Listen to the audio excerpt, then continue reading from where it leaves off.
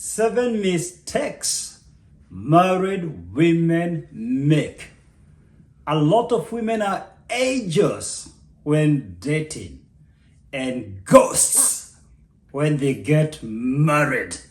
It's like they have put the man in prison that he cannot break. Life sentence. Let me warn you, there are so many prison breaks these days. And guys break loose from that prison you're trying to put him in to breathe some fresh air once again. If you don't want your marriage to go bananas, watch out for these common grave mistakes that married women make. Well, before I give you the mistakes, let me ask you a question. Have you subscribed to my YouTube channel? Please, if you have not, kindly subscribe to my YouTube channel. Scratch my back as I scratch your back. As I give you quality content that impacts your marriage, support me by subscribing to my YouTube channel. Deal? All right, here we go. 7 mistakes that married women make. Number 1 on the list, not making an effort to look great. So many women dress well, they're in great shape, they are appealing and attractive, they are sexy before they got married. And that's what attracted the man to you. Immediately they get married, they don't care again about their body shape. They stop going to the gym and to exercise. Or when they go to the gym, they dress weird. In the house, they dress in baggy t-shirts. Campaign t-shirts used by politicians when they are hunting for votes. I appeal to you, lady. Dress good at home the same way you dress well in your workplace. Perfume yourself. Take care of your hair. Take care of your nails and your facials. Perfume yourself. Dress hot. Smell hot. Look good. Men are visual by nature. We are attracted by what we see. We are like squirrels. We are attracted by shiny objects. The moment you become dull, he begins to notice other women. You could be the reason why your guy is distracted by hot girls. Why can't you be that hot girl? Mistake number 2 women make after they get married. Many women. Not all of them, but many. Mistake number 2. Denying your husband sex. Oh my God. Denying your husband sex. This is a grave mistake. This will destroy your marriage. This is the last nail in the casket. Trust me on this. Never try to manipulate your husband sexually or even to act cold in bed. Be involved in the movements. Show him you're interested with intimacy. When you show your husband you're interested in intimacy, sometimes initiate love making, he feels needed and wanted and valued. You boost his self-esteem and his self-confidence as a man. He even performs better in the marketplace. His productivity goes over the ceiling by the mere fact that you feel you appreciate him in bed. And remember, it is his right. Hey, sex in marriage is a conjugal right by scriptures and by the law of the Lord. I'm saying literally a marriage can be dissolved because of being sexless. Sexlessness in marriage is infidelity. Never ever manipulate your man sexually. Scripturally speaking, check it out in 1 Corinthians 7, 3 and 4. The Bible says your body belongs to you and your husband, and his body belongs to you and to him. So sex in marriage is a marital duty. It's a duty, not a privilege. It is a right by law and by scriptures. Satisfy that guy in bed. Mistake number 3. Making children your first priority. You know, there is such an intimate relationship between women and children. The bond is so strong. And that's true in the mammalian kingdom. But you know what? You must go beyond your mammalian brain and instincts. You can't act like an animal. Yes, you're conscious about the instincts between you and your child, the bond between a mother and the child, especially when you're breastfeeding. It is so strong. But you must remember, so long as you're married, those precious children are not your priority. In marriage, your number one is God. Your number two is your husband. Your number three, your children. Number four, parents, both sides. Number five, siblings, both sides. Number six, the rest bunch of us. That priority must sink in your system. So even if you're breastfeeding or taking care of children, don't put them first place. Don't put them ahead of your husband. Don't deny your husband his conjugal rights, time with him, preparing dinner for him or taking dinner with him, going out with him simply because you're nursing a child. He is the father of your children. He loves them as well. But he is your number two priority, second only to God. Have your priorities right, lady. Hear me? The fourth mistake married women make: putting work before marriage. I have seen married women, when they get married, they will pick any seminar out of city, out of town, out of state, without consulting their husband.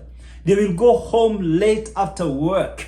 They are not doing anything mischievous. But marriage is no longer a priority. The woman is hell-bent to be a CEO or a director of a multinational company, to head a corporate organization, or she has political ambition. She's always vote hunting from one place to another. Let me say this: there is nothing wrong with career aspirations, but do it in consultation with your husband. Get his consent, get his support. If he's not comfortable, you've got to choose your marriage above your career. I have seen women who refuse to buy what I'm saying, so they ended up becoming CEOs, but they lost their marriage. You got to choose what you want. You can't have your cake and eat it at the same time. And it doesn't have to be either or, marriage or work. No, it can be a win-win. If you act respectfully and consultatively, if you only work together with your husband as a partner, don't see him as a competitor. He will actually help to package you in the marketplace. He will help you shine all the more with his blessings. But don't just sign up for any seminar, any conference out of town. Weekend after weekend, you're out of town without his consent, without consulting him. That's arrogance, that's rude, and you're lacking blessings even in heaven. You will make the money, but your marriage will go with the dogs. Hey, mistake number 5 married women make: not accepting mother-in-law. Listen to me, lady. Your mother-in-law is not your competitor. Accept your mother-in-law. Accept your siblings-in-law. Accept your father-in-law. I'm not saying go out of your way, no, in treating them. No, no, no. I am saying treat them the way you treat your own parents. Treat your mother-in-law the way you treat your own mother, with the same dignity, with the same respect. Call her mom respectfully. If you normally call your mom once a week, call your mother-in-law once a week. Remember this. The umbilical cord between boys and mothers is very strong. Whether your husband shows you or not, there is a very strong bond between your husband and his mother. And the moment you begin to despise and mistreat his mother, it won't take long before your own marriage goes south. You're married, then his mother becomes your mother, and your mother becomes his mother. It's no longer his mother and my mother. No, it's our mother, our sisters, our brothers. Deal? Mistakes married women make. Number 6, comparing your husband with other men. Telling your husband, so-and-so takes the wife out every week. So-and-so takes the wife to the salon. He irons her clothes. He makes the bed. He fixes the dinner. They go out for vacation to the Seychelles, to the Bahamas, to Hawaii. Every year they are out there. He earns a lot. He drives a VX, V8. You're foolish. Go marry him. Don't compare your husband with any other man. Celebrate your man for who he is. Your man, your choice. Your husband, your choice. Never belittle your husband in the presence of other people. Learn to esteem your husband. Learn to adore your husband. Learn to respect your husband. Handle him with dignity, with maximum respect. Respect your husband more than you respect your president, more than you respect your MP, more than you respect your boss, your CEO, more than you respect those celebs. Those celebs will never come to your house. They will never come to fix your marriage. Realize that your husband is your number 2 after God. Hey, mistakes married women make. Number 7 and the last one. Wanting to be in control. Wanting to control your husband is a grave mistake. Perhaps the number 1 mistake why marriages end up in divorce. Boss, lady, stop your business and learn to submit to your husband. Let him call the shots. Let him feel he's on the steering wheel of your marriage. Let him know he's the leader, because indeed he is the head of the family. You know, there are some women who want to make decisions on whether to buy land or not, whether to buy a house or to build one and where. They want to control the finances in the house. They want to dictate where the child goes to school. You've reduced your husband to a shell, an empty shell seated in the house watching the couch. He has become a couch potato because of your manipulative prowess. I'm challenging you right now, change your attitude and realize that your husband is appointed by God to be the leader of the family. He is not your boss. He is the team leader. He is the team leader. Let this sink in your spirit. Believe it and show him that he is the leader. In fact, I did a book for you and your husband called Marriage Works. This book will transform your marriage. I'll share the 3 secrets of my marriage with Mercy. We are married for almost 20 years now, 19 years and counting, almost 20 years. This book will bless your marriage. It's available in Amazon.com. Did this video bless you? Please give me a comment.